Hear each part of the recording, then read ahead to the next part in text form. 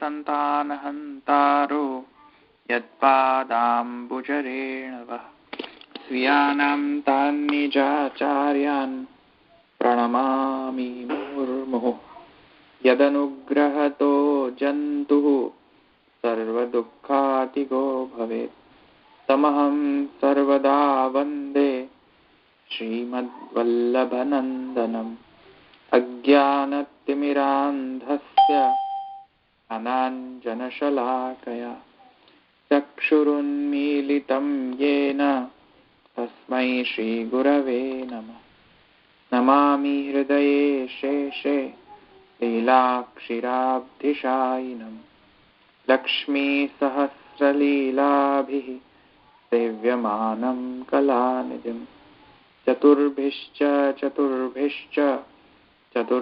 स्त्रिभिस्तथा षड्भिर्विराजते योऽसौ પંચધારદયે મમ.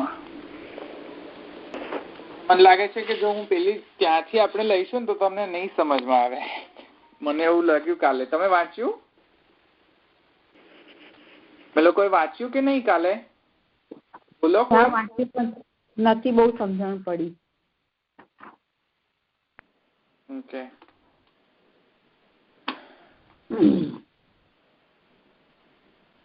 કેટલું વાંચ્યું? મેં તમને કહ્યું હતું ને આ ફર્સ્ટ.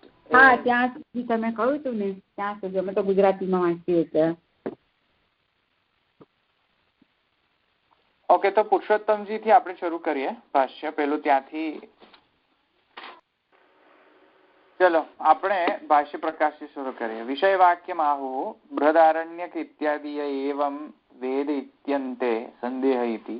ત્યાં સુધી મેં તમને સમજાયું. પછી બૃહદારણ્યક ઇતિ તસ્ય ષષ્ઠે પ્રપાઠકે અત્યાદિ શબ્દ સૂત્રાત તાવદંત વિષય વાક્યમ બ્રાહ્મણ ભેદેપી દ્વિરુક્ત્યર્થાદિ રૂપ વાક્ય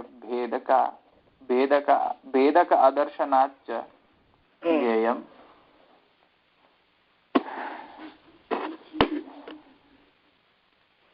કે જે જ્યોતિ પ્રમાણે શરીર પ્રમાણે વિષય છે આપણો, બરાબર.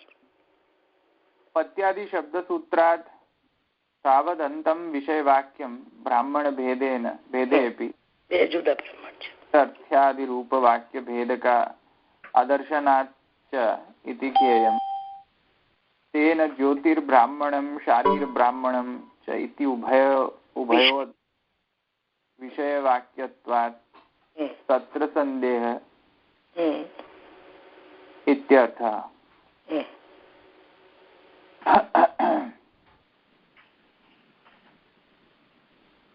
સંદેહાકારમાહુ કિમ બ્રહ્મેત્યાદિ તથા ચ વાક્યમેવ સંદિગ્ધમ ન તુ પૂર્વવદ વાક્યગતઃ કશ્ચિદેવ શબ્દ ઇત્યર્થઃ. જો આમાં બધું તમને સમજાવ્યું છે, એમાંથી થોડું જે નથી સમજાવ્યું એ જોઈ લો. જયારે મહાપ્રભુજી એમ કહે છે ભાષ્યમાં, જો રિફર કરતા જાઓ અને ભાષ્ય પ્રકાશ પણ સમજતા જાઓ જોડે જોડે. એટલે જ્યાં મહાપ્રભુજી કહે છે કે કિમ બ્રહ્મ વાક્યમ એતદ જીવસ્ય ઇતિ, તો ત્યાં અને કિમ બ્રહ્મ વાક્યમ એતદ જીવસ્ય ઇતિ, એ જે જયારે ભાષ્યમાં મહાપ્રભુજી આજ્ઞા કરે છે કિમ બ્રહ્મ વાક્યમ, ત્યાં કેમ કે પાછલો અધિકરણ જે છે અહીંયા મૂક્યો છે કિમ બ્રહ્મ વાક્ય. કિમ બ્રહ્મ વાક્ય છે એટલે વાક્યગત સંદેહ છે, શબ્દગત સંદેહ નથી. એટલે ગયા જે અધિકરણ નો અર્થ આપણે તમને સમજાવ્યો તો અર્થાંતરાધિકરણમાં આકાશો વૈ નામ રૂપ નિર્વહિતા, એ જે શ્રુતિ સમજાવી હતી અર્થાંતરાધિકરણમાં, તે અર્થાંતરાધિકરણ ની અંદર શબ્દ સંદેહ હતો, વાક્ય સંદેહ નતો. એટલે આકાશ એ બ્રહ્મ વાક્ય એટલે કે બ્રહ્મનો અર્થ તાત્પર્ય અર્થ જે આકાશ શબ્દ જે વાચી શબ્દ જે છે એ બ્રહ્મવાચી શબ્દ છે કે ભૂતાકાર શબ્દ છે. ત્યાં જેમ શબ્દ પર સંદેહ હતો તેવું અહીંયા નહીં સમજવું, અહીંયા વાક્યગત સંદેહ છે એમ સમજવું. એટલા માટે મહાપ્રભુજી કહે કિમ બ્રહ્મ વાક્યમ, પર સંદેહ નથી. આવ્યું સમજમાં? હા. તેથી પુરુષોત્તમજી એને જરા વધારે કહે છે કે તેન ક્યાં ગયું વિષય વાક્યત્વાત તત્ર સંદેહ સંદેહાકારમાહુ કિમ બ્રહ્મેત્યાદિ તથા ચ વાક્યમેવ સંદિગ્ધમ ન તુ પૂર્વવદ વાક્યગત એવ શબ્દ ઇત્યર્થ. આવ્યું સમજમાં? શબ્દ જેવો સંદેહ અહીંયા નથી, વાક્યગત સંદેહ છે. એટલે વાક્ય એટલે કે આ સમગ્ર પ્રકરણનો અર્થ શું છે એ અહીંયા સમજાવવાનો અર્થ. એટલે કે સંદેહ જે છે એ કોઈ શબ્દ સંદેહ નથી પણ વાક્ય સંદેહ છે. એમ સમજમાં? એટલે કે આ સમગ્ર વિષય જે છે એ પ્રકરણાર્થ કોણ છે એ અહીંયા સંદેહ છે, ગત સંદેહ નથી. હવે જો એટલે અર્થાંતરાધિકરણની અંદર જે સ્ટ્રેટેજી વાપરી હતી આપણે એ બધી સ્ટ્રેટેજી અહીંયા એ અત્યારે આપણે એપ્લિકેબલ નહીં થાય.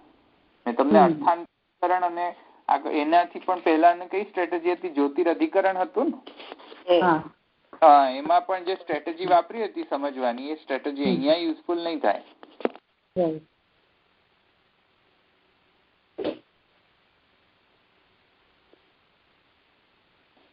એ સ્ટ્રેટેજી અહીંયા નહીં થાય. તો હવે જુઓ પછી કહે છે બીજમ, હા, એટલે કશ્ચિદેવ શબ્દ ઇત્યર્થ. બરાબર છે. એટલે વાક્યગત શબ્દ જે છે તેનો માં સંદેહ નથી, વાક્ય સ્વયમેવ સંદિગ્ધ છે.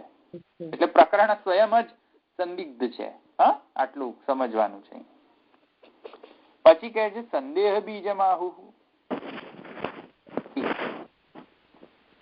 તો જો મહાપ્રભુજી ભાષ્યમાં શું કહે છે? કિમ બ્રહ્મ વાક્યમ એતદુત જીવસ્ય ઇતિ. આ બ્રહ્મ વાક્ય છે અથવા જીવ વાક્ય છે, આ સંદેહ છે. કયો? યાજ્ઞવલ્ક્ય કિમ જ્યોતિરયમ પુરુષ અભયમ હ વૈ ભવતી ય એવં વેદ ઇત્યંતે. આ આટલા સુધીની જેટલી પણ વિષય થયો એમાં જીવ પરકતા જ છે. એટલે કે જીવ વાક્ય છે, બ્રહ્મ વાક્ય નથી એવો પૂર્વ પક્ષ. એટલે કે એવો સંદેહ થાય કે આ જીવ પરક છે કે બ્રહ્મ પરક છે. હવે જીવ પરક માનવાનું કેમ છે? અહીંયા જીવ પરક એટલા માટે માનવું કદાચિત કોઈકને એ સંશય એટલા માટે પ્રાપ્ત થાય કેમ કે અહીંયા પુરુષવાચી શબ્દ જે છે એ જીવ છે એવી રીતે આપણને લાગી શકે છે. કારણ કે જોયું ને કે પુરુષ જે છે એની જ્યોતિ કોણ છે? તો ત્યારે બાહ્ય ભૌતિક જગત કહ્યું એટલે આત્મા લાગી શકે છે. કદાચિત જીવાત્મા હોઈ શકે, મૂળ વિષય જીવાત્મા હોઈ શકે, પુરુષ એટલે કે જીવાત્મા હોઈ શકે એમ આપણને લાગે.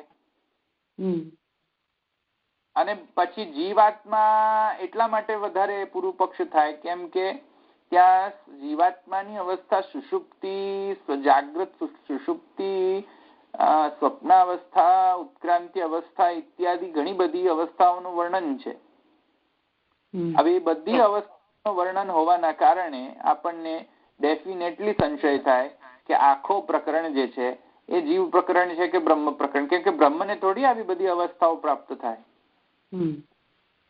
અચ્છા, તેથી કરીને આ જે સંદેહ છે એ વ્યાજબી છે. સંદેહ એ જસ્ટિફાઈડ સંદેહ છે. ઉપક્રમમાં જીવનું જ વર્ણન છે ને, પહેલેથી શરૂઆત કરી જ છે ને. હા, એટલે સંદેહ એટલા માટે પ્રાપ્ત થાય છે કેમ કે બધી અવસ્થાઓનું વર્ણન, જેટલી પણ અવસ્થાઓનું વર્ણન કર્યો બધી જીવની અવસ્થાઓ છે, બ્રહ્મની એક પણ અવસ્થા નથી. તો તેથી કરીને અહીંયા ભલે બ્રહ્મ ની પ્રાપ્તિ કહી હોય કે જીવ જે છે તે અંતમાં શું કહે છે કે એ જીવ બ્રહ્મને પ્રાપ્ત કરે, એટલે કે એ જીવ જે છે એ બ્રહ્મ બને છે. બ્રહ્મવિદ બ્રહ્મૈવ ભવતી. તો બ્રહ્મવિદ બ્રહ્મૈવ ભવતી જયારે કહે છે, અથવા તો અહીંયા જે કહ્યું છે અભયમ હ વૈ ભવતી ય એવં વેદ ઇત્યંતે. અભયમ હ વૈ ભવતી એમ કહ્યું ને જે, એટલે કે જીવ જે છે અભય બને છે. એનો અર્થ એ થયો કે જો આખા પ્રકરણની અંદર જીવની જ અવસ્થાઓનું વર્ણન કર્યું હોય અને છેલ્લે એમ કહે કે જીવ એ જે છે તે અભયમ હ વૈ ભવતી, તો એનો અર્થ કદાચિત એ પણ પ્રાપ્ત થાય કે અહીંયા જીવ બ્રહ્મવાદ શાંકર મતનો અહીંયા પ્રતિપાદન થયો. એટલે બ્રહ્મ અને જીવ બંને એટલા બધાનો અભેદ, બંનેમાં એટલો બધો અભેદ છે અને એ બંને અભેદના કારણે આ બંને વાક્યો કન્સિસ્ટન્ટ થઈ જાય છે. એટલે અહીંયા પૂર્વ પક્ષ આવો પણ એક પ્રાપ્ત થાય છે. પણ સંશય તો ખ્યાલ આવે ને, પૂર્વ પક્ષ તો ભલે શાંકર મત નો હોય, પણ આપણને ઉપરલી નજરે તો એવી ખબર પડે ને કે યાજ્ઞવલ્ક છે એ જ્ઞાન માર્ગી જ છે ને, એટલે જ્ઞાન માર્ગ નું તો વધારે જ મૂકે ને. કારણ કે એમને જુઓ પેલું વિદ્યાનંદજી નું 7 અવસ્થા બતાવી છે, બધી જ્ઞાન માર્ગ ની જ બતાવી છે. સમજો નહીં શું તાત્પર્ય શું છે તમારું કહેવાનું? હા, પેલું પંચદશીમાં જે વિદ્યાનંદજી એ બતાવી છે 7 અવસ્થા, એ ઉપનિષદમાં આવી છે વાંચવામાં. એવું નથી કહેતો, તમારો તાત્પર્ય શું છે બોલવા પાછળ? મારું તાત્પર્ય એ છે કે યાજ્ઞવલ્ક છે એ જ્ઞાન માર્ગી જ છે ને, એટલે જ આ બધા સિદ્ધાંતો મૂક્યા ને બતાવ્યા ને. પણ એમાં જ્ઞાન માર્ગ ને અહીંયા શું લેવા દેવા છે? આપણે અહીંયા સંદેહ શું છે? ભલે એ તો બરાબર, પણ પંચદશીમાં બતાવ્યું છે બધા મૂક્યું, એટલે મને એવું લાગી રહ્યું. હજુ મને ખબર ના પડી તમારે, તમે કહેવા તાત્પર્ય શું? જ્ઞાન માર્ગી હોય કે ભલે જ્ઞાન માર્ગી, ને આપણે અત્યારે આ વિષયમાં કેવી રીતે આપણો સંબંધ છે? કોઈ સંબંધ નથી. અહીંયા કોઈ સંબંધ નથી. ભલે જ્ઞાન માર્ગી હોય, બ્રહ્મ જ્ઞાની છે તો ભલે જ્ઞાન માર્ગી હોય. આપણે તો બ્રહ્મ જ્ઞાન, અહીંયા બ્રહ્મ વિષય છે કે જીવ વિષય છે? આપણો તો આટલો જ આપણો વિષય છે. ભાઈ અહીંયા બ્રહ્મ વિષય છે કે જીવ વિષય છે? વિષય કોણ છે? આ આપણો પ્રોબ્લેમ છે. પ્રોબ્લેમ સ્ટેટમેન્ટ ઇઝ ધીસ કે આ ભાઈ આ વર્ણન કોનું છે? પુરુષ શબ્દ થી વર્ણન કોનું કરવામાં આવ્યું છે? પુરુષ શબ્દ નો અર્થ તો પુરી છે તે, એ પણ અર્થ પુરીમાં તો ઘણા બધા છે તે, ઘણા અર્થ નીકળે. પૂર્ણત્વાત ઇતિ પુરુષ, ચંડ દાને ઇતિ પુરુષ, જે દાન કરે એ પણ પુરુષ કહેવાય. પૂર્ણત્વાત, જે પૂર્ણ હોય એ પણ પુરુષ કહેવાય. હમણાં પુરુષ સૂક્ત ની વ્યાખ્યા લખતો તો ત્યારે જ મને અરે એટલા બધા અર્થો કર્યા છે. કેટલા બધા અર્થ કર્યા છે મેં જોયા હતા. પુરુષ તો આટલા બધા છે. હા, તો પુરુષ નો અર્થ તો એટલો બધો. કયો પુરુષ લેવાનો અહીંયા? જીવ પુરુષ, જીવને પણ પુરુષ કહેવાય છે, પરમાત્માને પણ પુરુષ કહેવાય છે, વિરાટને પણ પુરુષ કહેવાય છે, ભગવાનને, વિષ્ણુને પણ, વાસુદેવને પણ પુરુષ કહેવાય છે. બ્રહ્મને કહેવાય ઉત્તમ પુરુષ. હવે ઉત્તમ પુરુષ કે પેલો પુરુષ એ તો કઈ રીતે ડિસાઈડ થાય?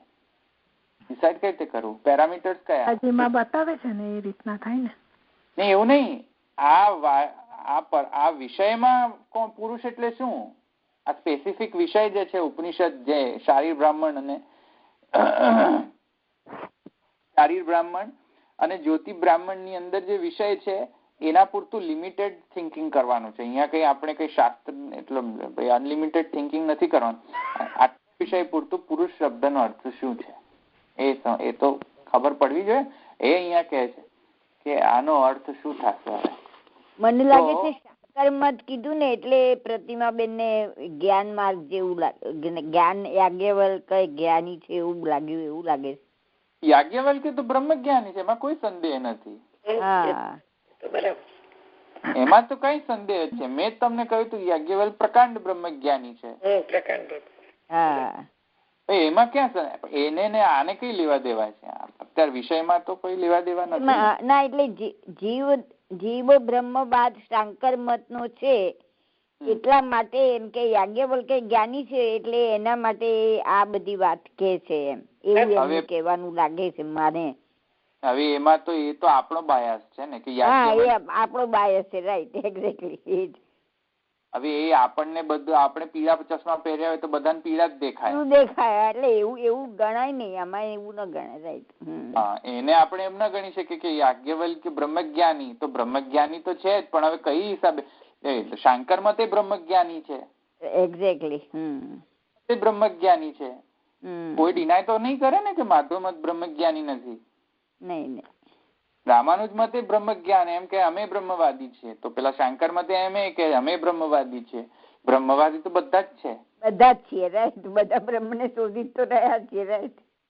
એટલે હવે એ તો કોને ખબર કે યાજ્ઞવલ્ક્ય માયાવાદ નું કે જીવ બ્રહ્મવાદ કહેવા માંગતા હશે કે કોને ખબર શું કહેવા માંગતા હશે. શાંકર ભાષ્ય સમજો તમે. શાંકરના બધા શંકરાચાર્યજીના ઉપનિષદ ઉપર વ્યાખ્યા લખી છે. બધી વ્યાખ્યા આના પર્સપેક્ટિવ થી છે. બધું એમને એવું જ અર્થ કર્યું છે કે યાજ્ઞવલ્ક્ય જે છે એ તો અમારા માયાવાદના એને પ્રતિપાદન કરે છે. મારી પાસે છે શંકર ભાષ્ય. ઉપનિષદ બધા જ એમણે લખ્યા છે ભાષ્ય. બધા જ ઉપનિષદમાં આવી જ વ્યાખ્યા કરી છે એમણે. હવે તો પછી હવે બ્રહ્મજ્ઞાની એટલે શું? શાંકર મત નો બ્રહ્મજ્ઞાની કે માધવ મત નો બ્રહ્મજ્ઞાની એ તો કોને ખબર. બ્રહ્મજ્ઞાની છે ટૂંકમાં, પણ હવે કયો કેવા ટાઈપ નો બ્રહ્મજ્ઞાની છે એ તો ભાષ્યકાર સમજાવે ને. આપણે કેવી રીતે સમજી શકીએ તે વખતે? તો બધી કન્સિસ્ટન્સી થાય, શાસ્ત્રાર્થ કરીએ તો સમજાય કે યાજ્ઞવલ્ક્ય શું કહેવા માંગે છે. એ જ તો આપણે અત્યારે કરી રહ્યા છે. બરાબર. તો ક્યાં ગયું? તો તથા ચ વાક્યમેવ સંદિગ્ધ સંદેહ બીજમ આહુઃ. એટલે જીવ પર કેમ અર્થ થાય છે એ ખ્યાલ આવ્યો? ઓકે. હવે સંદેહ બીજમ આહુઃ જીવસ્ય ઇત્યાદિ. હવે તો એ બધું સંદેહ બીજ કહી દીધો કે જીવ છે કે બ્રહ્મ વાક્યાર્થ છે. હવે કહે છે જીવસ્ય બ્રહ્મત્વ પ્રતિપાદને જીવ વાક્યત્વ. એક મિનિટ, અહીંયા પ્રિન્ટિંગ મિસ્ટેક મારામાં છે તો એ જરા સુધારી દો. તમારામાં ખબર નહીં છે કે નહીં, પણ જીવસ્ય બ્રહ્મત્વ પ્રતિપાદને જીવ વાક્યત્વ લખો. જીવા વાક્યત્વ નહીં. અહીંયા પ્રિન્ટિંગ મિસ્ટેક છે. અહીંયા મારા પુસ્તકમાં તો. તમારા પુસ્તકમાં શું છે?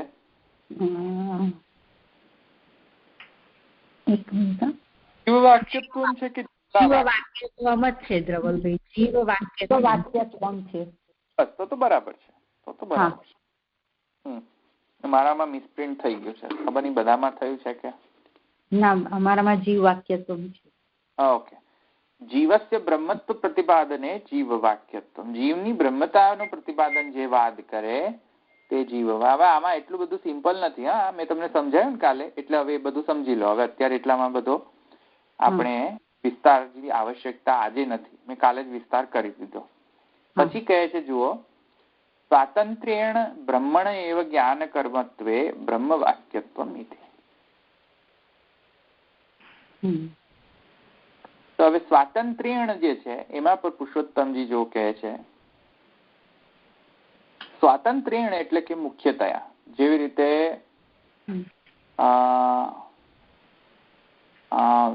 સાકાર બ્રહ્મવાદૈક સ્થાપકો છે ને? સાકાર બ્રહ્મવાદૈક એક સ્થાપક વૃદ્ધિ આવી ને.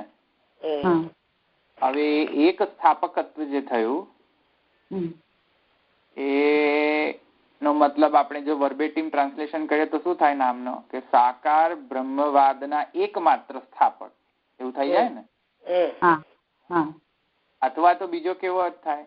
એકમાત્ર સાકાર બ્રહ્મવાદના જ સ્થાપક. એવું પણ થાય ને? શબ્દ બદલવાનો તો થઈ જાય. એટલે એવો અર્થ આપણે કરી શકીએ ને? કરી શકાય. સંસ્કૃતમાં કરી શકાય. બંને અર્થનો નિષેધ કર્યો છે. એટલે સાકાર બ્રહ્મવાદૈક સ્થાપકો, એમાં જે એક સ્થાપકત્વ જે છે એ લિટરલી એક સ્થાપકત્વ નહીં લેવાનો, એનો લાક્ષણિક અર્થ લઈને કરવાનો કે ત્યાં મુખ્યતયા મુખ્ય સિદ્ધાંત કયો છે એવી રીતે સમજો. એટલે સિદ્ધાંત મુખ્ય સિદ્ધાંત સાકાર બ્રહ્મવાદ છે તેવા શ્રી મહાપ્રભુજી એમ એવી રીતે અર્થ કરવાનો. ગોકુલનાથજી ટીકામાં પહેલી જ લાઈન છે મુખ્યતાવાચક છે. એવી જ રીતે અહીંયા સમજો. ત્યાં શું કહે છે કે સ્વાતંત્ર્યેણ બ્રહ્મણ એવ જ્ઞાન કર્મત્વે. એટલે સ્વાતંત્ર્યેણ એટલે કે સ્વતંત્ર ઇન્ડિપેન્ડન્ટલી એમ કે એટલે કે પ્રમાણની આવશ્યકતા નથી, અમે સ્વતંત્ર છે એવી રીતે સ્વતંત્રતા નહીં અહીંયા. સ્વાતંત્ર્યેણ એટલે કે મુખ્યતા. સમજાયું? મુખ્યતયા જે છે એ બ્રહ્મ જ જ્ઞાનનો કર્મ છે. જ્ઞાનનો કર્મ કોણ છે? જ્ઞેય. અને જ્ઞેય કોણ છે સમગ્ર શાસ્ત્રમાં? બ્રહ્મ જ જ્ઞેય છે. જીવ જ્ઞેય ક્યાં? આખા શાસ્ત્રમાં ક્યાંય એમ કહ્યું છે કે જીવ જ્ઞેય છે? ના, જીવ જ્ઞેય નથી. જ્ઞેય કોણ છે? અલ્ટિમેટલી જ્ઞેય વસ્તુ કોણ છે? તો એ ન્યાયથી જો કોઈક પક્ષ ગ્રહણ કરે અને આર્ગ્યુમેન્ટ જસ્ટિફિકેશન આપે કે જ્ઞાન કર્મત્વે એટલે કે જ્ઞાનનો કર્મ કોના પર થાય? જ્ઞેય ઉપર થાય. હે ને?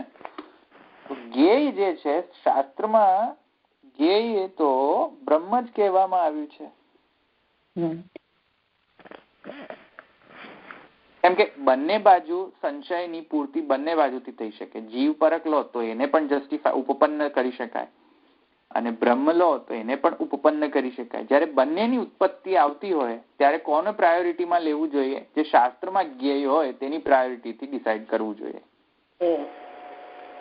શાસ્ત્રની જે જ્ઞેયત્વ જો જીવનું ન હોય એની ઉપર બ્રહ્મની જ્ઞેયત્વ વધારે હોય તો મુખ્યતા કોની થઈ? બ્રહ્મ જ્ઞેયની થઈ.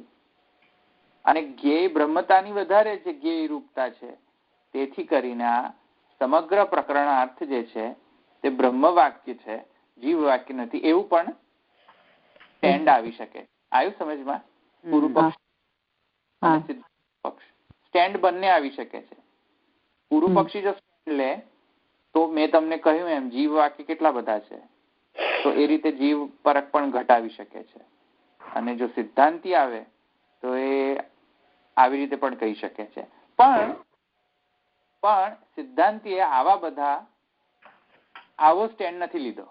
કહેવાનો મતલબ કે જ્ઞાન કર્મત્વ છે તેથી કરીને હવે બ્રહ્મ પરક ગણી લો. ના, એવી રીતે કઈ એકદમ એક જ લાઈનમાં પતાવી નથી દીધું.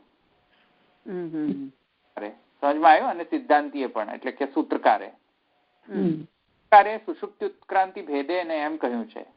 એટલે જ ખાલી એમ નથી લખીને છૂટા થઈ ગયા કે જ્ઞાન કર્મ જે બ્રહ્મ જ જ્ઞાન કર્મ છે તેથી બ્રહ્મતા જ છે. અહીંયા બ્રહ્મવાચક વાક્યાર્થ થઈ ગયો છે એવું કઈ છૂટા નથી પડી ગયા. જ્ઞાન કર્મ કહો છો એટલે શું? જ્ઞાન કોનું? જ્ઞાનનો રૂપી જે કર્મ છે એ કોની પર લાગુ પડે? અચ્છા, જ્ઞાન માટેનું કર્મ એમ. અચ્છા, નહીં, જ્ઞાન રૂપ જે કર્મ જે છે એ કોના ઉપર લાગુ પડે? એક કર્તા હોય, એક કર્મ હોય. હા, ગ્રામેટિકલી તમે કર્તા ને કર્મ બરાબર. હા, તો ગ્રામેટિકલી સબ્જેક્ટ ઓબ્જેક્ટ વર્બ હોય ને. હોય બરાબર. આવે સમજમાં? સબ્જેક્ટ ઓબ્જેક્ટ અને વર્બ આ ત્રણ વસ્તુ હોય ને સેન્ટેન્સમાં. હા, તો જ્ઞાન એ છે એ ક્રિયા છે. કર્તા, ક્રિયા અને કર્મ કોણ છે? જ્ઞેય, પેલો બ્રહ્મ. આવ્યું ને? એટલે જ્ઞાન રૂપી ક્રિયા જે છે એ કર્તા જે છે એ જ્ઞાન રૂપ ક્રિયા કરે તો કોના કર્મ ઉપર ક્રિયા થાય? બ્રહ્મ. બરાબર. જ્ઞાન કર્મત્વે જ્ઞેયત્વે થયું ને, એટલે જ્ઞેયત્વ પ્રાપ્ત થયું ને, જ્ઞેય છે. Subject object verb grammatically. ક્યાં ગયો હવે પાછું? તો જ્ઞાન કર્મત્વે બ્રહ્મ વાક્યત્વમિતિ. તો કોઈક એવું સ્ટેન્ડ લઈ શકે છે કે અહીં જ્ઞાન કર્મત્વના કારણે અમે બ્રહ્મ પ્રાપ્તિ કરાવીએ, જીવ પ્રાપ્ત કરવાનો તો કોઈ ઉદ્દેશ્ય જ ના હોઈ શકે. શું ઉદ્દેશ્ય હોય કે જીવને પ્રાપ્ત કરે? જીવ તો પ્રાપ્ત જ છે ને, એમાં શું પ્રાપ્ત કરવાનું? હવે જો સિદ્ધાંતિ આવું કઈ સૂત્રકારે કે સિદ્ધાંતિએ આટલું જ કહીને મૂકી નથી દીધું. એટલે કહે છે જુઓ, તથા ચ ઉભયથા અપી શક્ય વચનત્વમ સંદેહ બીજમ ઇત્યર્થ.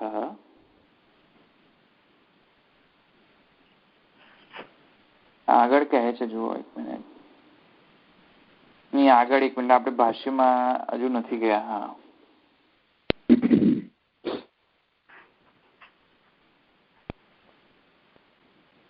અત્ર પૂર્વાકોટી શંકરાચાર્યાદ્રતા બોધ્યા. બરાબર છે ને? આ તો મેં તમને ગઈકાલે જ સમજાવ્યું. પૂર્વાકોટી એટલે પેલી જે જીવ કોટી વાળો જે સ્ટેન્ડ હતો એ કોનો સ્ટેન્ડ છે? શંકરાચાર્યજી દ્વારા આદરિત સ્ટેન્ડ છે. બરાબર. પછી કહે છે તહીર ઉભયથા શક્ય વચનત્વે કથમ સંદેહ નિવૃત્તિ રીત્યા આકાંક્ષાયામ અર્થજ્ઞાનાન નિવૃત્તિ રીતિ અભિપ્રેત્ય તત તાત્પર્ય બોધકમ હેતુમ અવતારયંતિ યદ્યપિ ઇત્યાદિ. કે બંનેનો જે સંદેહ છે કે આ બ્રહ્મ વાક્ય છે કે જીવ વાક્ય છે, બંનેની બંનેનો જે સંશય જે પ્રાપ્ત થાય છે તે બધા સંશયોની નિવૃત્તિ તો જો કે શું કહે છે મહાપ્રભુજી? જુઓ, બધા સંદેહો દૂર થઈ જશે. જો શું થશે? તો કહે છે યદ્યપિ અર્થજ્ઞાને ન સંદેહ તથાપિ નિયામકમ હેતુમાં ભેદે નહીં.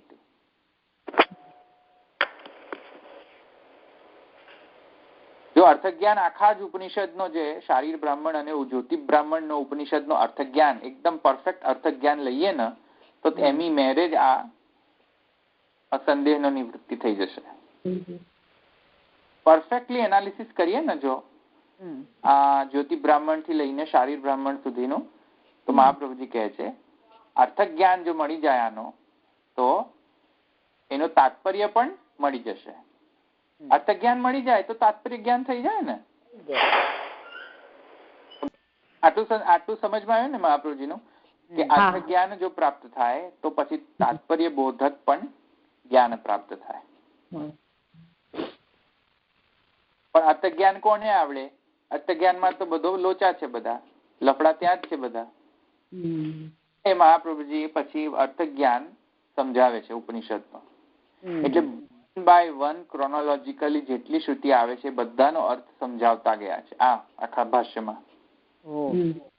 યસ, એટલે જ અર્થ જ્ઞાન કરે છે. અર્થ જ્ઞાન મળી જશે એટલે તમને એ એમ કહે છે કે તાત્પર્ય બોધકમ, પછી એનું તાત્પર્ય પણ બોધ થઈ જશે તમને. એમાં કઈ મારે સમજાવવાની જરૂર નથી કે આમાં આ તાત્પર્ય થાય. પછી કહે છે સંદેહો હિ ઉભય સાધારણૈ પદૈસ્તાદૃશૈર અવાંતર વાક્યૈશ્ચ ભવતિ યદા પુનસ્તેષાં પ્રયોજન વિચારાત તાત્પર્યમ અવધાર્યતે તદૈકતર પક્ષપાતે. આપણે ત્યાં સુધી નહીં છે, આપણે અંદર થોડોક વિચાર કરવો પડશે આની અંદર. કેમ કે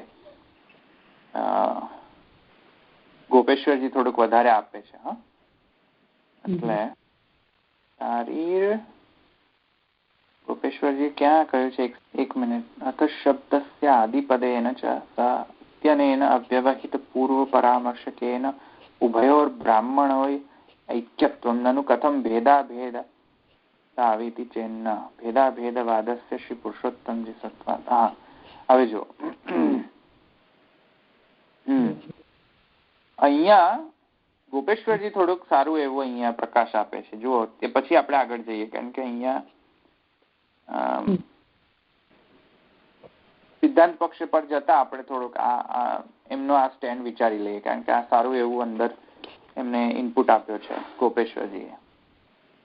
ગોપેશ્વરજી શું કહે છે જુઓ,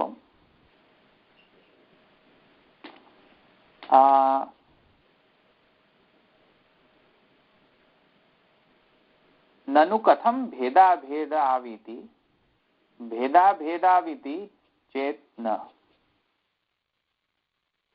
હવે જો go back. Let's start with સંશય. વળી પાછો સંશયની અંદર જુઓ ગોપેશ્વરજી શું કહે છે કે બધો સંશય આવું જ નહોતો જોઈતો. કેમ નતો આવો જોઈતો? કેમ કે અહીંયા માથાકૂટ શું છે? જીવ અને બ્રહ્મ વચ્ચે ભેદ છે કે અભેદ છે? આ માથાકૂટ એની જ છે ને બધી. બધો હેડેક કોનો કેમ છે? આ બધો સંશય કેમ પ્રાપ્ત થયો? જુદા ગણીએ છે એટલે. જીવ અને બ્રહ્મ જે છે એમાં ભેદ છે કે અભેદ છે એ જ ન સમજો તો આ બધા સંશય આવે. જો સમજી જાવ તો એમાં તો કોઈ પ્રોબ્લેમ નથી. બધો તો પ્રોબ્લેમ ભેદમાં કે અભેદમાં જ છે. તેથી કહે છે નનુ કથમ ભેદા ભેદાવીતિ છે. તો પછી સંશય જો હોય આખા પ્રકરણમાં કે જીવ છે કે બ્રહ્મ છે, તો બંનેની અંદર જીવ અને બ્રહ્મ વચ્ચે ભેદાભેદ માની લો ને. ભેદાભેદ માની લો એટલે સંશય જ નહીં રહે. જીવ અને બ્રહ્મ વચ્ચે ભેદ પણ છે અને જીવ વચ્ચે બ્રહ્મ વચ્ચે અભેદ પણ છે. એમ સમુચ્ચય માની લો, ભેદ અને અભેદ નો સમુચ્ચય. તો આનું નિરાકરણ કેમ નથી થઈ શકતું? આમાં આગળ ચલાવવાની જ આવશ્યકતા છે અધિકરણને. સંદેહનું નિવારણ થઈ ગયો. ભેદાભેદ વાદ ગ્રહણ કરી લો, ભેદ અને અભેદ નો સમુચ્ચય ગ્રહણ કરી લો.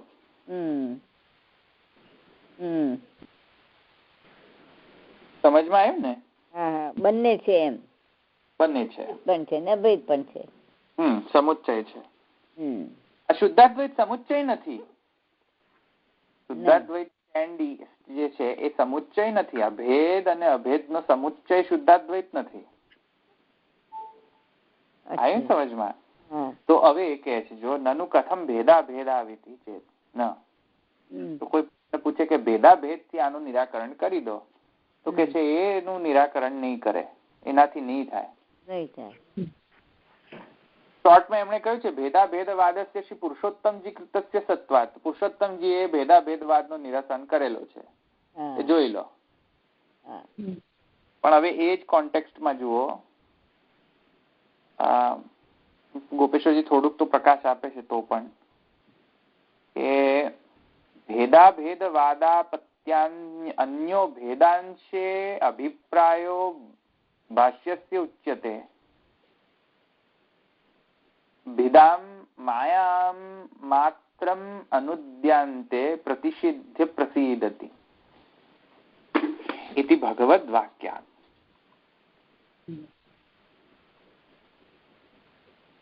એટલે મામ વિધત્તે વિધત્તે મામ વિકલ્પા પુહ્યતે ત્વયમ એતાવાન સર્વવેદાર્થ શબ્દાસ્થાય મામ ભિદામ માયા માત્રમ અનુદ્યાન્તે પ્રતિષિધ્ય પ્રસિદ્ધતિ.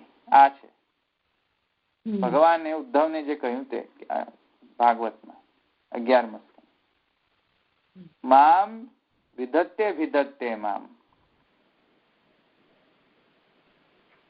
એ વાક્ય જે છે મામ વિધત્તે વિધત્તે મામ વિકલ્પા પુહ્યતે ત્વહમ એતાવાન સર્વવેદાર્થ શબ્દ આસ્થાય મામ ભિદામ માયા માત્રમ અનુદ્યાન્તે. ભગવાન શું કહે છે કે મામ વિધત્તે અભિધત્તે મામ. જ્યાં વિધાન છે,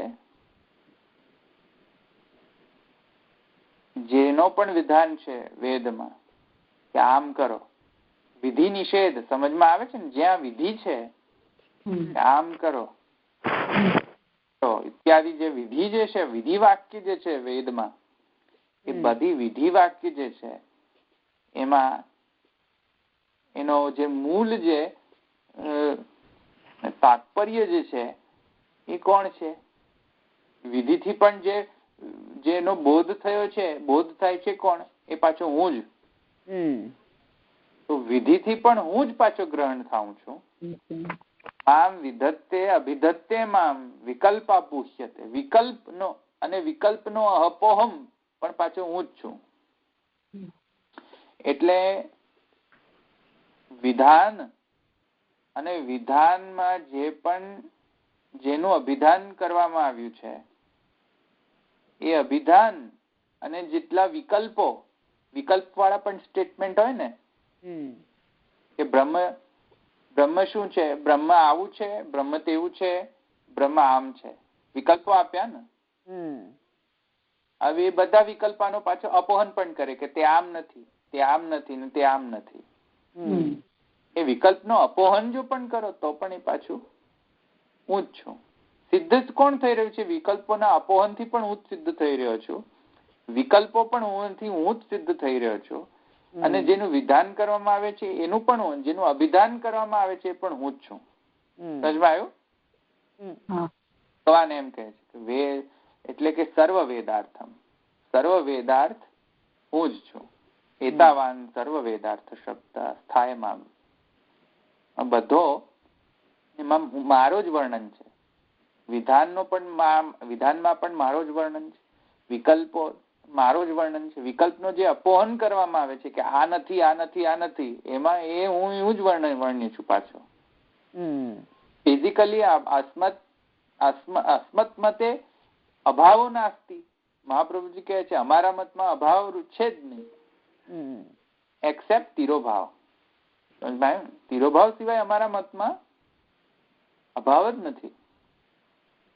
આવ્યું સમજમાં? ભગવાનનો કયા અભાવ હોઈ શકે જ નહીં. વિકલ્પનો અપોહન પણ કરો પાછો ભગવાન જ પાછા છે. વિકલ્પ પણ આપો એ પાછા ભગવાન જ થયા છે. વિધાનથી પણ જે વર્ણ્ય છે પણ પાછું ભગવાન જ છે. એતાવાન સર્વ વેદાર્થ. પછી કહે છે જુઓ, માયા માત્ર અનુદ્યાન્તે. તો પછી જો બધું જ બ્રહ્મ હોય એટલે કે વિધાન પણ બ્રહ્મ, અભિધાન પણ બ્રહ્મ, વિકલ્પો પણ બ્રહ્મ અને વિકલ્પોનો અપોહન પણ બ્રહ્મ, બધું અદ્વૈત જ થઈ ગયું ને, અભેદ થઈ ગયું. તો અભેદ છે તો હવે ભેદનો સ્વરૂપ શું માનવો? તો કહે છે માયા માત્ર અનુદ્યાન્તે. માયાથી જ બધો ભેદ દેખાય છે. તો ત્યાં ગોપેશ્વરજી જો કહે છે કે જો ભગવાન સ્વયં આમ કહેતા હોય કે માયા માત્રમ અનુદ્યાન્તે પ્રતિષિધ્ય પ્રસિદ્ધતિ, ભેદ જે છે જેટલો પણ ભેદ જણાય છે અને જેટલો પણ અભેદ નથી જણાતો એ કોના કારણે? માયાના કારણે. માયાના કારણે અભેદ જતો જણાતો નથી, ભેદ જ જણાય છે. ભગવદ વાક્ય ભેદસ્ય માયા માત્ર મેં સખંડ બ્રહ્મવાદ ઉપયોગાત ભેદોપાદાનમ સર્વત્ર. તો કોઈકને એમ લાગે કે ભેદનો ઉપાદાન કારણ કોણ? ભેદનો ઉપાદાન કારણ કોણ? કોઈકને એમ લાગે ને ભગવાનના આજ વાક્ય સાંભળીને તમને શંકરમત ના આવી જાય? માયામાં અનુદ્યાન્તે પ્રતિષિધ્ય પ્રસિદ્ધતિ. બધું અભેદ છે. ભેદ કોના કારણે છે? માયાના કારણે. માયાના કારણે જો ભેદ હોય તો ભેદનો ઉપાદાન કારણ પણ પછી એ જ હશે ને, માયા જ હશે ને. જેટલા પણ નામ રૂપ કર્મ છે બધાનો ઉપાદાન કારણ કોણ? માયા. સમજવા આવ્યું? એટલે ગોપેશ્વર જો પૂરું કરે છે હા તો કદાચ ભેદ આવી રીતે તો ભેદામ માયા માત્ર અનુદ્યાન્તે પ્રતિષિધ્ય પ્રસિદ્ધતિ ભગવદ વાક્યાત ભેદસ્ય માયા માત્રત્વેન માયાનો ભેદ નથી સખંડ બ્રહ્મવાદ ઉપયોગાત ભેદોપાદાનમ સર્વત્ર અત્ર તુ આચાર્યાણામ ભેદ અદર્શનમ અનુમીયતે. તો કદાચિત એમ કોઈકને લાગી જાય કે મહાપ્રભુજી પણ અભેદનો જ વર્ણન કરવા માંગતા હશે, ભેદનો અદર્શન કદાચ કરવા માંગતા હશે. કોઈકને એવું લાગી જાય ને, પણ એવું નથી. મહાપ્રભુજી એમ કે છે કે ભેદ છે અહીંયા. તો હવે મહાપ્રભુજી ખોટા કે ભગવાન ખોટા? ભગવાન એમ કહે છે ભેદ માયાથી છે. મહાપ્રભુજી કહે છે અહીંયા તો જીવ અને બ્રહ્મ વચ્ચે ભેદ કહેલો છે. સુષુપ્તિ ઉત્ક્રાંતિ ભેદેન. હવે કોણ સાચું?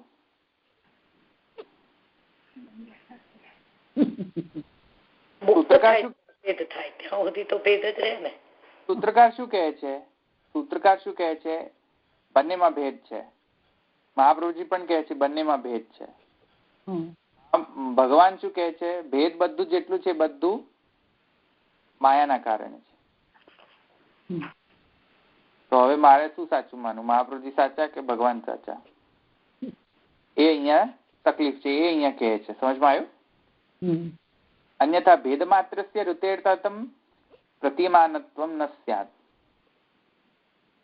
અવસ્થા ભેદ કરો. હવે જો એમ કહો કે ભેદ જ છે, ભેદ માત્ર જ ગણો, કઈ રીતે ભેદ? નહીં એટલે પહેલા અભેદ જ માન્યો ને, અને માયાને અને ભેદ જે છે માયા દ્વારા જનિત માન્યો. આ એક સ્ટેન્ડ થયો ને, કારણ કે આપણે તો ભેદાભેદવાદની વાત કરી રહ્યા છીએ. બંને જેનો સમુચ્ચય છે એ. તો ભેદ જો મિથ્યા માનો અને અભેદ ને તાત્વિક માનો તો આ આપત્તિ આવે છે. હવે જો અન્યથા ભેદ માત્ર જો ભેદ માત્ર જ જો ગણો તમે, અભેદ ન ગણો ક્યાંય પણ, અન્યથા ભેદ માત્ર ઋતેર્થમ પ્રતિમાનત્વ ન સ્યાત. તો ભેદ જ ભેદ હોય તો ઉપરનો સ્ટેટમેન્ટ ખોટો થઈ ગયો, કેમ કે અભેદ જ નહીં જણાય ક્યાંય પણ. કેમ કે સાચું શું? તો બધું ભેદ જ ભેદ હોય તો સાચું શું? સમજમાં આવ્યું? અચ્છા, અને અભેદે સતી ભેદસ્ય ઋતેરર્થમ પ્રતીયમાનત્વસ્ય ક્વાપ્ય દર્શનાત. પાછું અને જો અભેદ જ ગણો તો ભેદનો જે પ્રતીતિ થાય છે આપણને એ થવી ન જોઈએ. બધે અભેદ જ અભેદ હોય તો ભેદની પ્રતીતિ ન થવી જોઈએ. તો ભેદની પ્રતીતિ કેમ થાય છે? પાછું ભગવાન કહે છે કે માયાના કારણે થાય.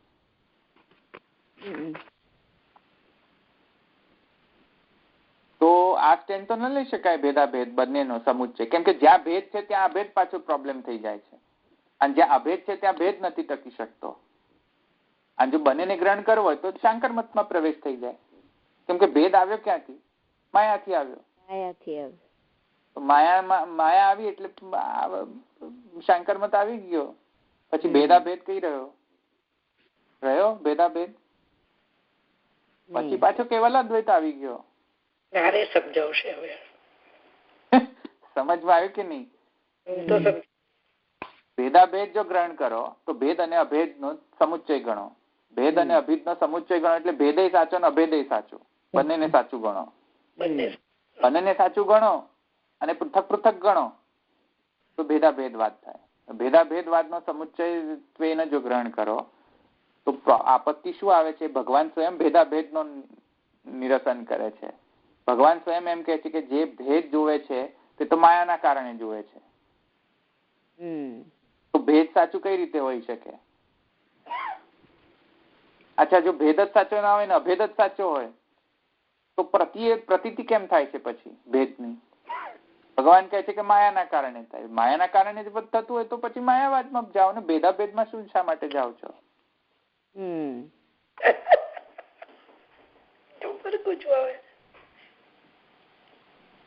તો સારી તો પછી એટલે પછી કહે છે કે તો પછી જીવ બ્રહ્મવાદ ગણો. આ ભેદાભેદ તો નહીં આવે અહીંયા.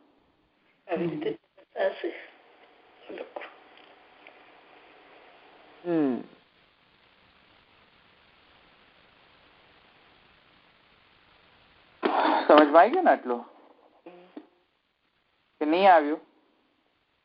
હા, પડી સમજ. ભેદ અને અભેદમાં અભેદ આવ્યો કે ભેદ આવ્યો? જ્ઞાન ને જ્ઞેય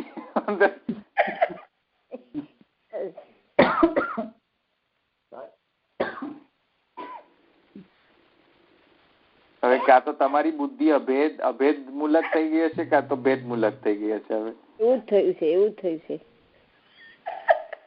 એટલે આ જે ગૂંચવામણ થાય ને એવી ટાઈપનું થયું છે.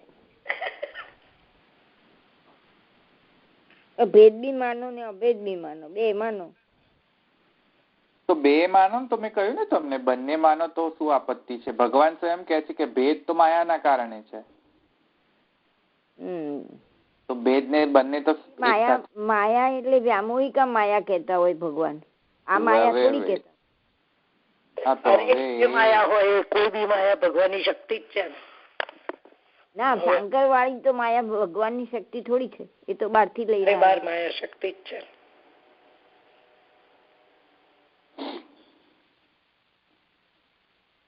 એ બ્રહ્મ બાહ્ય શક્તિ છે. બ્રહ્મમાં તો કોઈ શક્તિ જ ના હોઈ શકે. શંકર મતમાં કોણ છે? ના ના, શંકર મતમાં તો એને શક્તિ ન ગણે. બ્રહ્મમાં કોઈ શક્તિ જ ના હોઈ શકે. બ્રહ્મ કશું કરી જ નિર્ધર્મક છે. નિર્ધર્મક છે, નિરાકાર છે. એની કોઈ શક્તિ આવી રીતે બધી ન હોઈ શકે. તો શંકર મતમાં તો ગ્રહણ ના કરી શકે કે એ બ્રહ્મ બાહ્ય માયાને ગ્રહણ કરે છે. અહીંયા બ્રહ્મ બાહ્ય છે કે બ્રહ્મ અંતર્ગત માયા છે એ વિચારણીય વિષય છે. પણ ઉપરથી જોતા તો એમ જ લાગે છે ને, કોઈને જો શુદ્ધાદ્વૈત ન સમજમાં આવતું હોય તો આ તો આવું જ કરે ને. સમજમાં આવે ને? ભગવાન તો જે કહેતા હોય એ પોતાની માયા જ કહેતા હોય. એ કઈ વ્યામોહિકા માયાની જ વાત હોય, એનાથી આપણને ભેદ લાગે.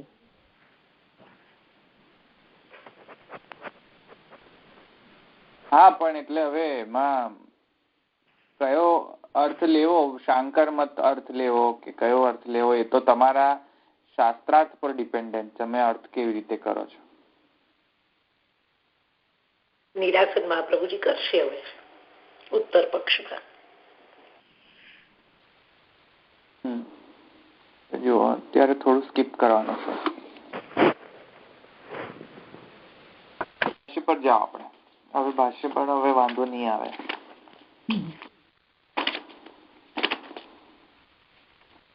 કિમ જ્યોતિરયમ જીવ ઇતિ પ્રશ્ને સૂર્યચંદ્રાગ્નિવાન નિરાકરણાનંતરમ આત્મજ્યોતિ આત્મા ભગવાનેવાસ્ય જ્યોતિરિત્યુત્તરાંતરમ કથમાત્મેતિ પ્રશ્ને યોયમ વિજ્ઞાનમય જ્ઞાનરૂપેન્દ્રિયેષુ હૃદય ચ પ્રકાશમાન ઇત્યુત્તરે જીવોપ્યેતાદૃશ ઇતિ તન્નિરાકરણાર્થમ. ઓહો, એટલે ઓકે, બહુ મોટો લવ સ્ટેટમેન્ટ. વન બાય વન આપણે લઈએ. આમાં આપણે ભાષ્ય પ્રકાશની જરૂર નથી. આ સિમ્પલ છે, આપણે સમજી લઈએ. અમે તમને સમજાવ્યું ને, મહાપ્રભુજી શું કહે છે? સંદેહ કે યદ્યપિ અર્થજ્ઞાને ન સંદેહ તથાપિ નિયામક. જો અર્થજ્ઞાન લઈ લો ઉપનિષદનો, આ શ્રુતિઓનો, તો તમને સંદેહ નહીં રહે. એટલે હવે અર્થજ્ઞાન કરાવે છે Mahaprabhuji. One by one starting. One by one શ્રુતિની ક્રોનોલોજીકલી એક્સપ્લેનેશન આપે છે. શ્રુતિનો one by one sequence, chronologically નહીં, સિક્વન્શિયલી એક્સપ્લેનેશન આપે. ઓકે, કોઈ સંદેહ જ નહીં. પછી એટલું બધું જ સમજાવી દે છે, છેલ્લે તમને સંદેહ નહીં રહે. ઓકે, એ આખી સ્ટ્રેટેજી છે મહાપ્રભુ. ફર્સ્ટ સ્ટેટમેન્ટ ક્યાંથી શરૂ થયો હતો? કિમ જ્યોતિરયમ પુરુષ અથવા તો જીવ. મહાપ્રભુજી શું કર્યું છે? એક મિનિટ, અયમ જીવ લખ્યું છે. એક મિનિટ, હા, અયમ જીવ ઇતિ પ્રશ્ન છે. તો અહીંયા તો ઉપનિષદમાં તો અયમ પુરુષ છે ને? હા, ઉપનિષદમાં અયમ પુરુષ છે ને? તો અહીંયા જીવ કેમ? મારા ભાષ્યમાં ધવલભાઈ પુરુષ જ છે. અમારામાં બી પુરુષ જ છે. પુરુષ જ છે, જીવ નથી. તો અહીંયા ભાષ્યમાં જો, અહીંયા તો બધે જ કિમ જ્યોતિરયમ જીવ લખ્યું છે. હા, એ પેલા બીજું બૃહદારણ્યમ 4:3-2 માં છે જીવ. અચ્છા, 4:3-2 માં છે. હા, ઓકે, ધેટ 4:3-2 માં એમ કે ઇતિ પ્રશ્ને કિમ જ્યોતિરયમ જીવ ઇતિ પ્રશ્ને. હા, ઓકે, તો બરાબર છે.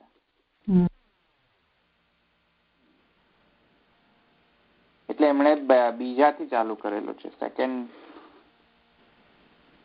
હા, ઓકે.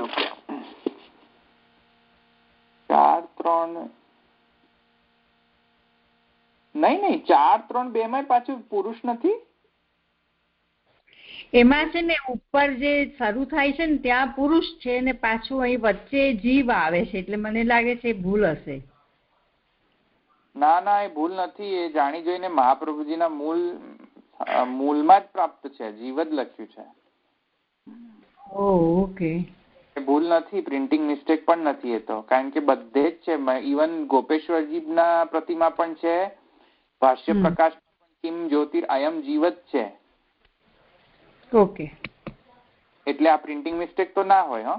કારણ કે બધાએ જીવ ઇતિ કરીને કર્યું છે પાછું.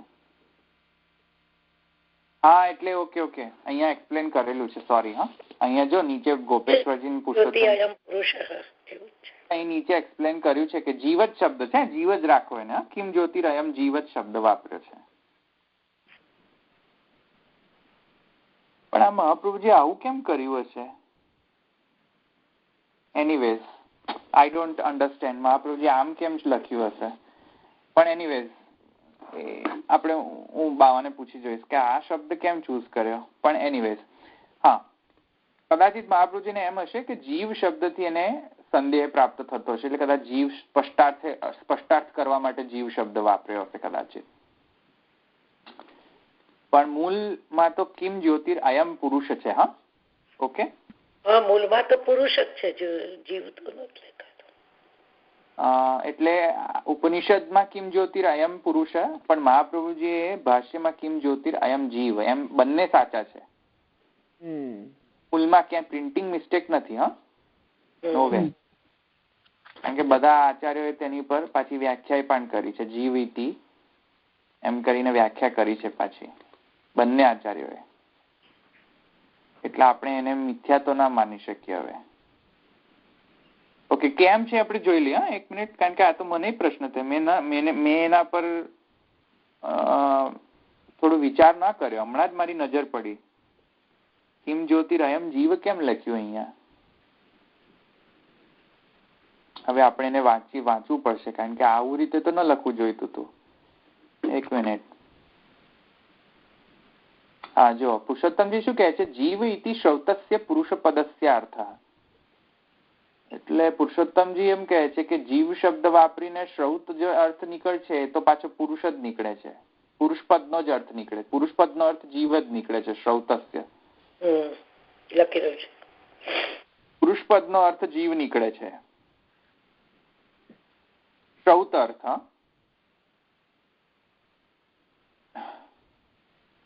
અને નીચે ગોપેશ્વરજી એમ કહે છે, એક સેકન્ડ, જીવેતિ. હા, ગોપેશ્વરજી એવું જ કહે છે. જો શ્રૌતસ્ય ઇતિ કિમ જ્યોતિર અયમ પુરુષ ઇતિ શ્રુતિ સંબંધિનઃ, એમ જ કહે છે.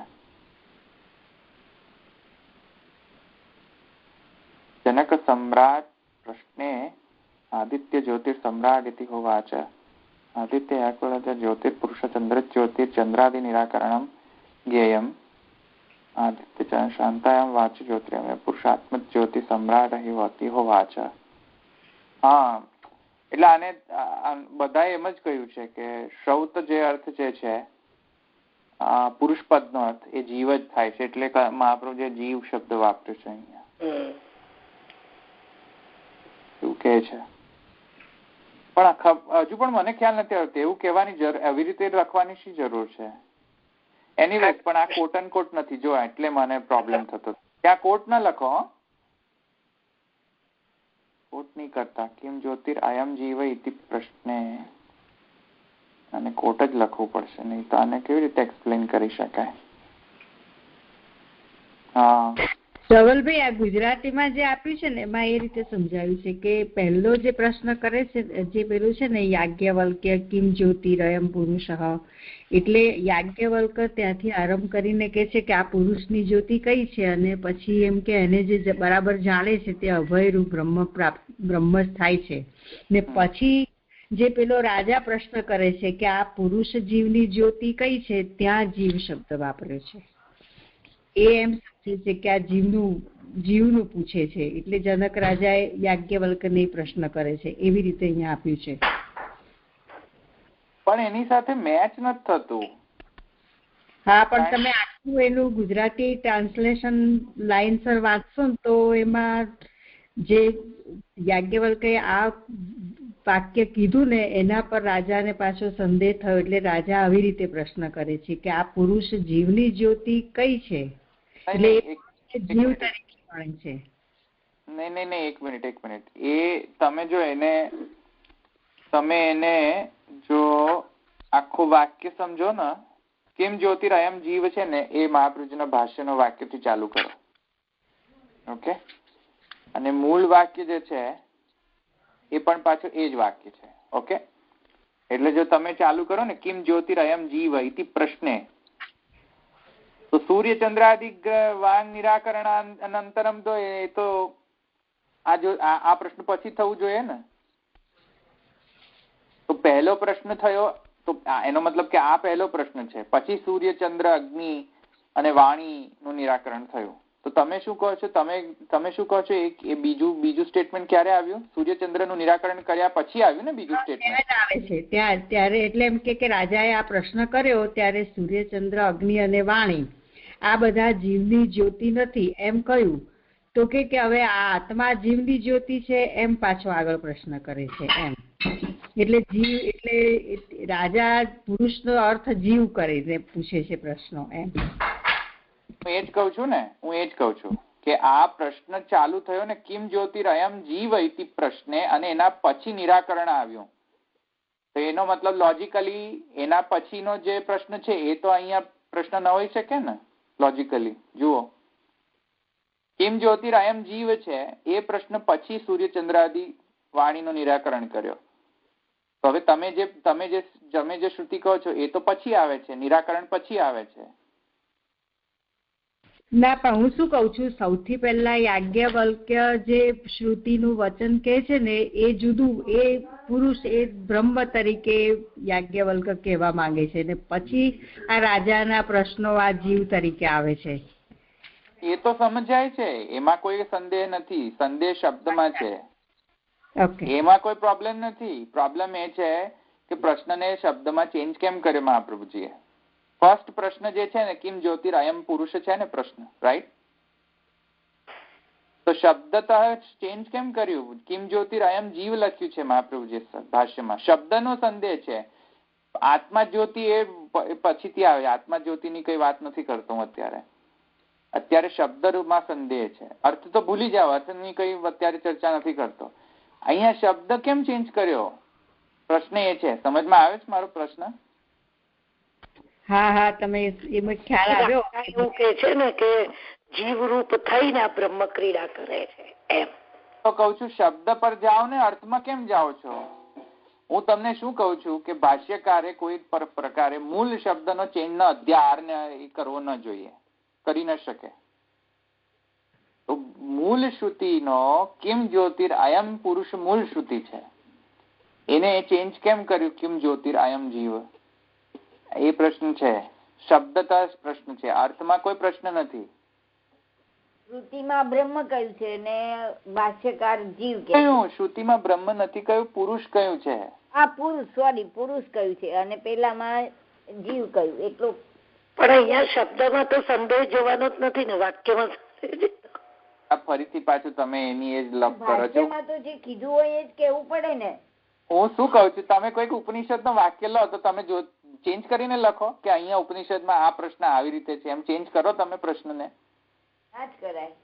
પણ એમને જરૂર પડી હોય તો કરી હશે ને. એ તો કઉ છું, એ કેમ જરૂર પડી એ તો પ્રશ્ન છે મારો. હવે સમજાયો પ્રશ્ન? હા, સમજાયેલો જ છે. બરાબર, પ્રશ્ન સમજો. હું એમ નથી કેતો કે ખોટું છે, હું એમ કઉ છું પ્રશ્ન થાય છે મને કે આમ કેમ કર્યું એમણે, આ કારણથી એમ કરવું પડ્યું. હા, અને પાછું ઈતિ છે એટલે કોટ અન કોટ છે. ઈતિ એટલે શું કે કોટ અન કોટ થઈ જાય. એટલે એવું કહ્યું છે મહાપ્રભુજી, કહ્યું છે એમ થઈ જાય. તો આવું તો થોડી છે. એ તો કિમ જ્યોતિરયમ પુરુષ શબ્દ છે મૂળમાં તો. બટ એનીવેઝ હું બાવાને પૂછીશ, કઈક તો મસ્ત રીઝન હશે મહાપ્રભુજી. શ્લિષ્ટ વાક્યથી ઉત્તર આપ્યો હોય એવું બને ને, અંદર ગર્ભિત બીજો અર્થ હોય એવું ના? મે બી હોઈ શકે. મને એવું લાગે છે કે શ્લિષ્ટ, કારણ કે ગર્ભિત અર્થ બીજો હોય. એટલે અહીંયા પુરુષોત્તમજી એમને થોડુંક એક્સપ્લેન કરે છે કે જીવ ઇતિ શ્રોતસ્ય પુરુષ પદસ્ય અર્થ એમ પાછું પુરુષોત્તમ જે કહ્યું છે એનો મતલબ કે પુરુષોત્તમજીને ખબર છે કે આ શ્રુતિમાં એમણે ચેન્જીસ કર્યા છે નહીં તો પુરુષોત્તમજી પર વ્યાખ્યા ના કરે. જો એ શબ્દ ઉપર વ્યાખ્યા પણ એનો મતલબ પુરુષોત્તમજી રેકોગ્નાઇઝીસ કે આ પ્રોબ્લેમ છે અને એ પ્રોબ્લેમ ને એટલે પ્રોબ્લેમ નહીં પણ રેકોગ્નાઇઝીસ કે એમણે થોડુંક ચેન્જ કર્યો છે, શબ્દ ચૂઝ ચેન્જ કર્યો છે અને પછી એમણે કહ્યું છે જીવ ઇતિ શ્રૌતસ્ય પુરુષ પદસ્ય અર્થ એમ પાછું ચોખવટ પણ કરી છે. આને પુરુષ જ લો પાછું એમ જીવને એટલે કે પુરુષ જ લો એમ, પુરુષ પદનો જ અર્થ જીવ છે એમ અહીંયા લઈ લો અત્યારે એમ. પણ અહીંયા જો બાવાએ એવું આપ્યું છે અત્રાયમ પુરુષ સ્વયં જ્યોતિર્ભવતી નિગમન વાક્યે પરમાત્મા એવ સ્વયં પદવાચ્ય સિદ્ધ્યતિ ઉપક્રમગત પ્રશ્ન સામાન્ય ઉત્તરે તત્પર એવ પર્યવસ્યતિ જનકેન સોર્થ સમ્યક ન જ્ઞાતઃ કિંતુ એતાવત જ્ઞાતમ સંસારી વ્યતિરેક્તાત્મા પ્રકાશતે ઇતિ.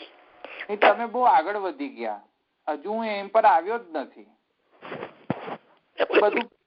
એ બધું પછી હમણાં તો તમે એ બધું બહુ આગળ જતા રહ્યા. તમે ના પણ શ્લિષ્ટ પ્રયોગ અહીંયા વાપરેલો છે એમ નહીં, એ પણ અહીંયા કઈ એમાં અહીંયા આ મારા પ્રશ્ન પર એમાં કોઈ લાગુ પડતું નથી. ચલો ઓકે, એટલે આ હું બાવન પૂછી જોઈશ કે આવું કેમ કર્યું. અચ્છા, એટલે કિમ જ્યોતિર અયમ જીવ ઇતિ પ્રશ્ન, આ પ્રશ્ન ઉપર આન્સર શું મળ્યો? મહાપ્રભુજી કહે છે સૂર્ય ચંદ્ર અગ્નિ વાંગ આન્સર મળ્યો. બરાબર છે. અને એના પછી શું થયું? આત્મ જ્યોતિ એમ કહ્યું કે આત્મા જ્યોતિ છે. બરાબર છે. આ પ્રશ્ન થાય કે આત્મા એટલે કોણ? જીવાત્મા પરમાત્મા? હવે એ પ્રશ્ન થાય ને. હવે એ પ્રશ્ન પર મહાપ્રભુજી ઉત્તર આપશે. આપણે નેક્સ્ટ ટાઈમ જોઈશું કે શું છે આત્મા એટલે જીવાત્મા કે પરમાત્મા. ઓકે, ચલો અહીંયા આપણે રાખીએ. આ ખરેખર મારા વાંચવામાં મારી નજર ના પડી, હમણાં જ મને એકદમ સ્ટ્રાઇક થયું કે આ જીવ કઈથી આવી ગયું પાછું. એટલે નહીં તો જનરલી શું ઉપનિષદના વાક્યો એઝ ઇટ ઇઝ ટાંકવા જોઈએ ને, રાઈટ? એમાં ચેન્જ ના કરવા જોઈએ. એમ જનરલી નથી કરતા કોઈ ચેન્જ. પણ હવે આ ખબર નહીં. એનીવેઝ કઈક તો આશય હશે મહાપ્રભુજીનો. દ્રઢઈના ચરણ કેરો ભરોસો, દ્રઢઈના ચરણ કેરો શ્રી વલ્લભ નખ ચંદ્ર છટા બિન અબ જગમાં જય અંધેરો ભરોસો, દ્રઢઈના ચરણ કેરો સાધન और नहीं या कली में जातो हो यनिवेरो, सुर का कहे द्विविध आंधरो, बिना मोल को चेरो भरोસો, દ્રઢઈના ચરણ કેરો. શ્રી વલ્લભાધીશ કી જય, શ્રી ગોપીનાથ પ્રભુ ચરણ કી જય, સાईजी परम दयाल की जय, श्याम सुंदर श्री अम्ने महारानी की जय, द्वारिकाधीश की जय, सर्वे वैष्णव ने जय श्री कृष्ण. જય શ્રી કૃષ્ણ. જય શ્રી કૃષ્ણ. જય શ્રી કૃષ્ણ.